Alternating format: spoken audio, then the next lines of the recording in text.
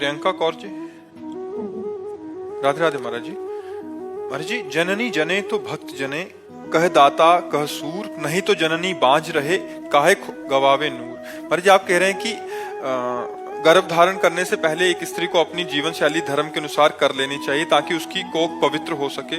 और गर्भ के काफी इन्होंने वो लिखा है कि फिर कह रहे हैं कि मैं और मेरे पति विदेश में रहते हैं, दोनों ही जॉब पर जाते हैं, दिन में लगभग 8 से 9 घंटे मेरे विदेशियों से साथ काम करने के लिए मतलब संग होता है महाराज जी। तो ऐसे में विचार आता है कि ऐसी जीवन शैली कैसे लाएं। और क्योंकि मैं काम करने से हमें क्या फर्क पड़ता है, किसका काम करने से फर्क क्या पड़ता है?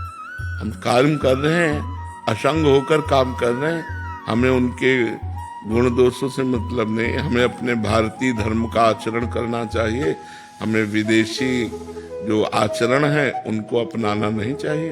काम करने से आप लोग सब आए हैं अलग अलग प्रदेश से, अलग अलग गांव से, अलग अलग खोपड़ी, अलग अलग स्वभाव, लेकिन हम सबसे प्यार से व्यवहार कर रहे हैं। इसके बाद हमें किसी का चिंतन नहीं, किसी से मतलब नहीं। तो अगर हम मतलब रखते हैं तो फिर उसके गुण दोष आएंगे। मतलब नहीं रखते तो सैकड़ों लोग एक कंपनी में काम करते हैं, एक व्यापारी के यहाँ नौकरी करते हैं। तो हम नौकरी कर रहे हैं अर्थ कमाने के लिए, हंसते हैं, बातचीत करते हैं, व्यवहार करते हैं, लेकिन हंसते हुए, बातचीत करते हुए, व्यवहार करते हुए हम अपने धर्म में रहें, अपने धर्म को न त्यागे। देखो, बहुत खुला हुआ दिमाग रखना चाहिए। ये मनुष्य जीवन जीने के लिए बहुत समझदार होना चाहिए। हम आपसे हाथ मिलाएंगे, आपसे बात करेंगे, आपके साथ रहेंगे, जो काम है इसके बाद आपका कोई मतलब नहीं। हम अपने घर गए, हम अपने भारतीय धर्म से चल रहे हैं, तो क्या फर्क पड़ता है? अगर आप तो वहां विदेश में हैं, अगर आप विदेश में नहीं भी हैं और आप गलत आचरणों को नहीं संभाल पा रहे तो मोबाइल काफी है, नहीं काफी है। क्योंकि मोबाइल के संग मात्र से आदमी गलत हो जाएगा। जो देखना चाहो, जो समझना चाहो, वो सब उसमें है।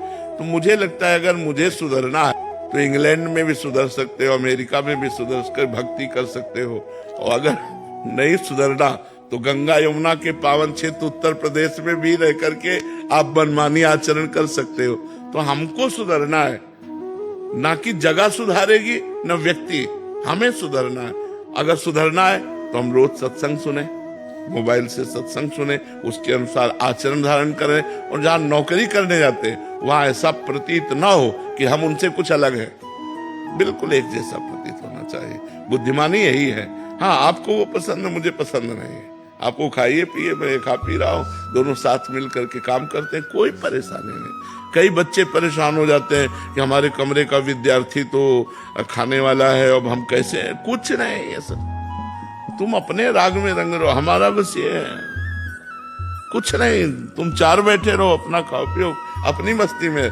जो रही मुत्तम प्रकृति का कर सकत कुसंग, चंदन विष व्यापत नहीं, लपटे रहत भुजंग। अगर हम उत्तम आचरण करेंगे तो किसी का प्रभाव हमारे ऊपर नहीं पड़ेगा।